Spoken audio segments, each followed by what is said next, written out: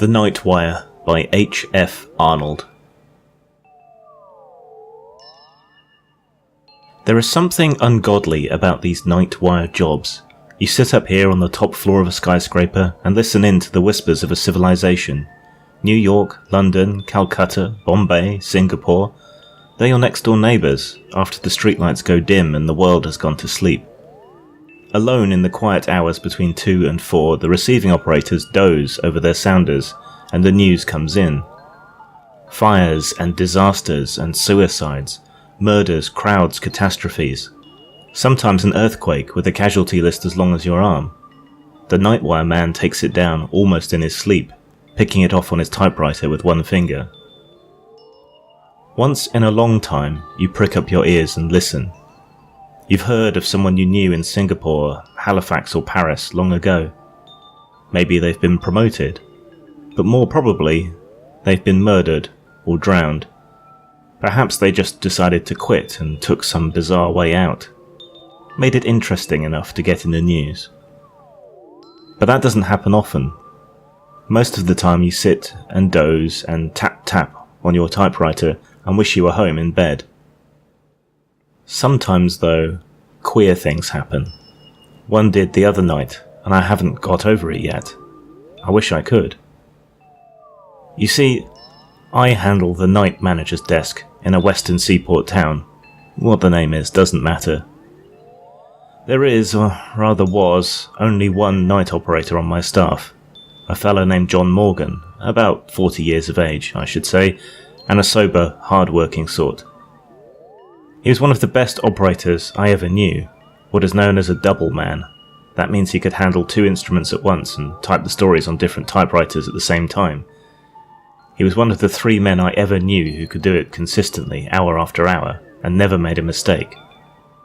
Generally, we only use one wire at night, but sometimes, when it was late and the news was coming fast, the Chicago and Denver stations would open a second wire, and then Morgan would do his stuff. He was a wizard, a mechanical automatic wizard, which functioned marvellously, but was without imagination.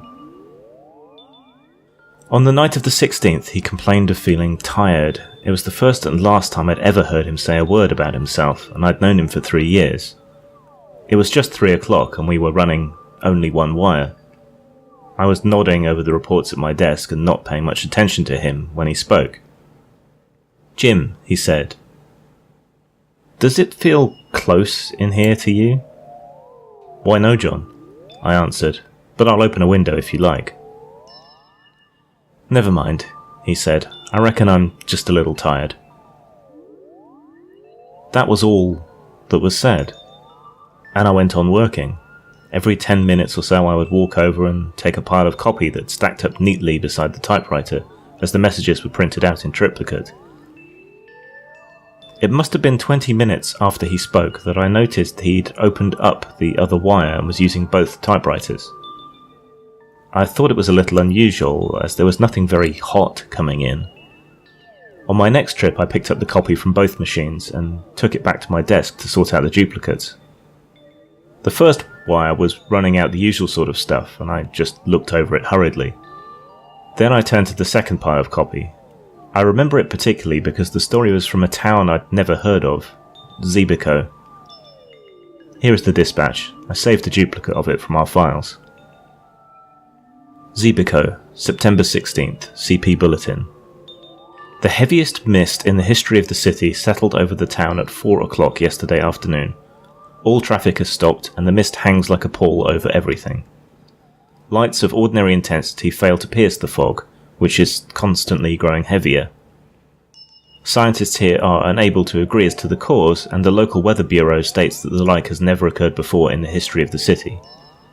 At 7 p.m. last night, the municipal authorities, and that was all there was, nothing out of the ordinary at a bureau headquarters, but as I say, I noticed the story because of the name of the town.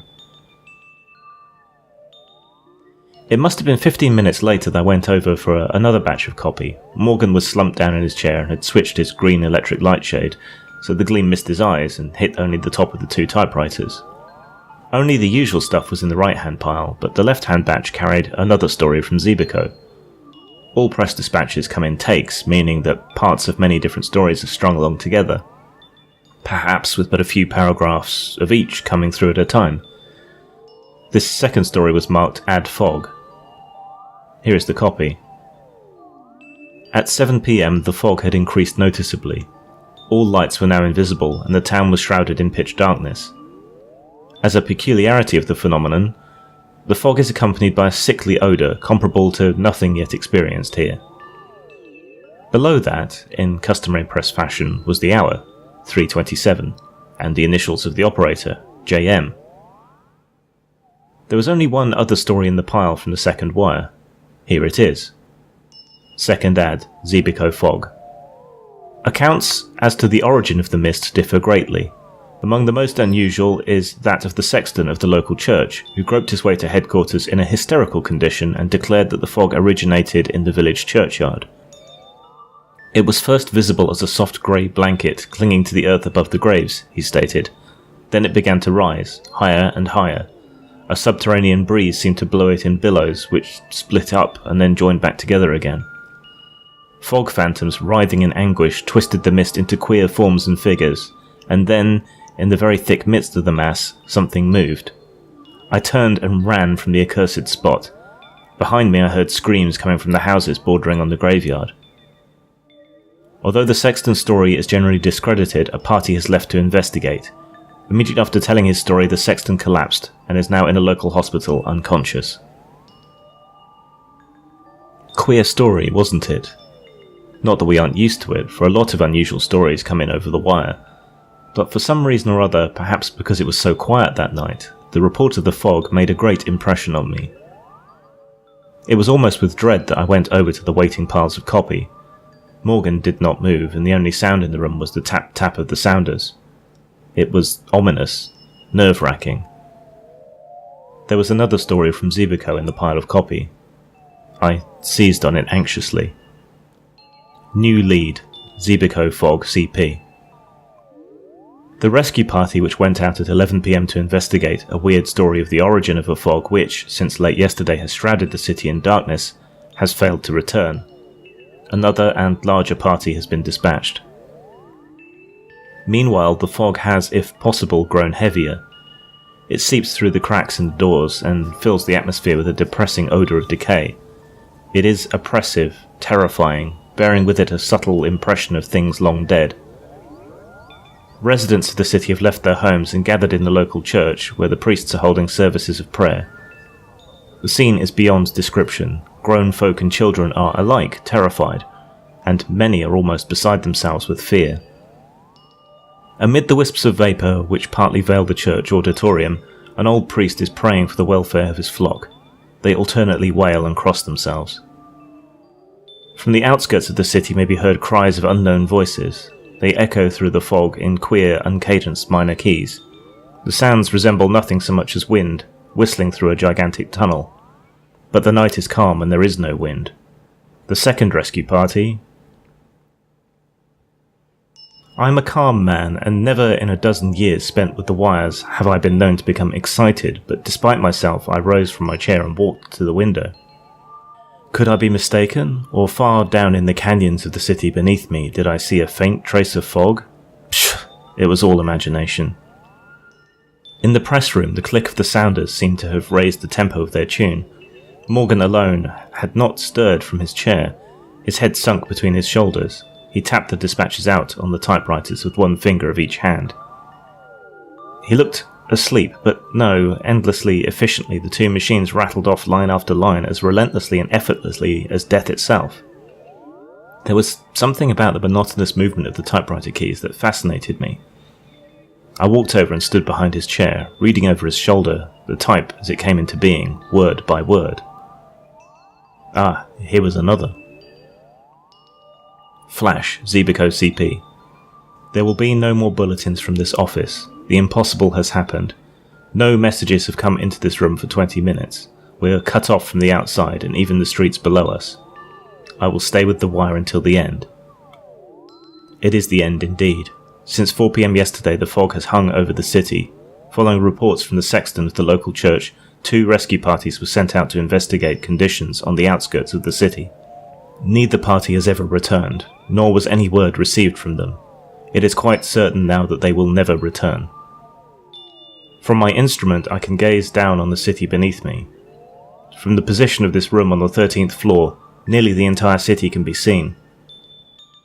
Now I can see only a thick blanket of blackness, where customarily are lights and life. I fear greatly that the wailing cries heard constantly from the outskirts of the city are the death cries of the inhabitants. They are constantly increasing in volume, and are approaching the centre of the city. The fog yet hangs over everything. If possible, it is even heavier than before, but the conditions have changed.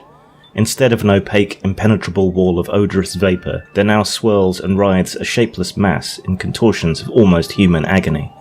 Now and again the mass parts, and I catch a brief glimpse of the streets below. People are running to and fro, screaming in despair. A vast bedlam of sound flies up to my window, and above all is the immense whistling of unseen and unfelt winds. The fog has again swept over the city, and the whistling is coming closer and closer. It is now directly beneath me. God! An instant below, the mist opened and I caught a glimpse of the streets below. The fog is not simply vapour, it lives. By the side of each moaning and weeping human is a companion figure, an aura of strange and varicoloured hues. How the shapes cling, each to a living thing. The men and women are down, flat on their faces. The fog figures caress them lovingly. They're kneeling beside them. They are... but I dare not tell it. The prone and writhing bodies have been stripped of their clothing. They're being consumed piecemeal.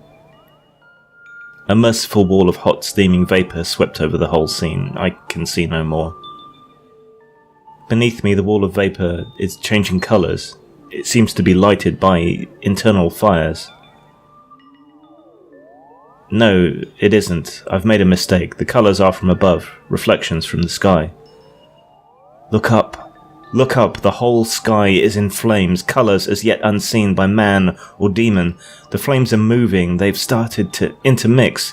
The colours are rearranging themselves. They are so brilliant that my eyes burn. They are a long way off. Now they have begun to swirl, to circle in and out, twisting in intricate designs and patterns. The lights are racing, each with each, a kaleidoscope of unearthly brilliance.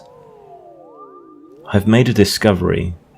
There is nothing harmful in the lights. They radiate force and friendliness, almost cheeriness.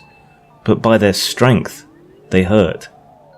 As I look, they're swinging closer and closer, 1,000,000 miles at each jump, millions of miles with the speed of light. Aye, it is light, of quintessence of all light. Beneath it the fog melts into a jewelled mist, radiant, rainbow-coloured, of 1,000 varied spectra. I can see the streets. Why, they are filled with people. The lights are coming closer, they are all around me, I'm enveloped, The message stopped abruptly. The wire to Zebico was dead. Beneath my eyes, in the narrow circle of light from under the green lampshade, the black printing no longer spun itself, letter by letter, across the page. The room seemed filled with a solemn quiet, a silence, vaguely impressive, powerful. I looked down at Morgan. His hands had dropped nervelessly at his sides, while his body had hunched over peculiarly. I turned the lampshade back, throwing light squarely in his face. His eyes were staring, fixed. Filled with a sudden foreboding, I stepped beside him and called Chicago on the wire. After a second, the sounder clicked its answer. Why, but there was something wrong. Chicago was reporting that Wire 2 had not been used throughout the evening. "Morgan!" I shouted. "Morgan, wake up! It isn't true! Someone has been hoaxing us!" Why... In my eagerness, I grabbed him by the shoulder. His body was quite cold. Morgan had been dead for hours. Could it be that his sensitized brain and automatic fingers had continued to record impressions, even after the end? I shall never know, for I shall never again handle the night shift. Search in a world atlas discloses no town of Zebico. Whatever it was that killed John Morgan will forever remain a mystery.